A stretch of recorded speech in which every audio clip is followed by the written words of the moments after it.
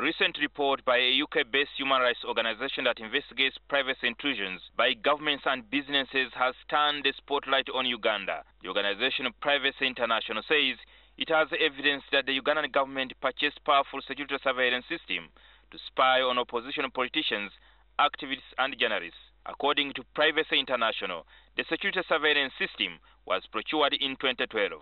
At that time, the president's former ally turned critic, General David Sejusa, was the coordinator of intelligence services. But you are not supposed to spy on citizens illegally. And you can see, but for us, like me who know what is happening and so on, this is just the tip of the iceberg. And the population must know that these things are going on, because everybody is spied on. Even in families, they are recruiting spies.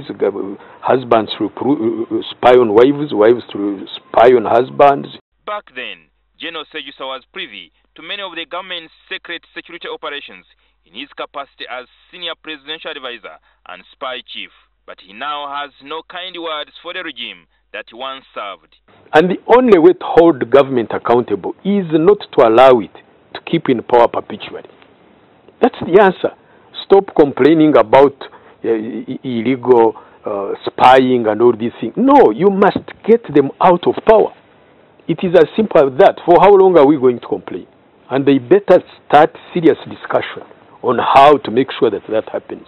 Yesterday, the deputy government spokesperson, Colonel Shabani Bantariza, dismissed the report. The content of the above-mentioned report by Privacy International and their collaborators, the BBC, is outright fallacious.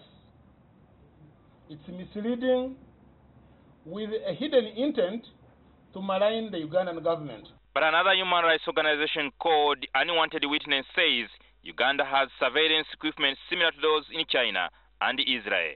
There are also several actors like China and Israel have done really enormous contribution to this.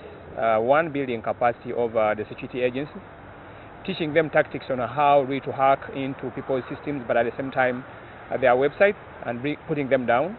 We are aware that China has also done some kind of installation in Entebbe. The former spy chief, General Sejusa, weighed in on the recent arrest of FDC presidential candidate, Colonel Dr. Kizza Besigye. It must be allowed, but the people of Uganda must know that it is their job to protect their own presidential candidate. General Sejusa was meeting aggrieved members of the ruling NRM party from his home district of Sembabule at his home in the Kampala suburb of Naguru.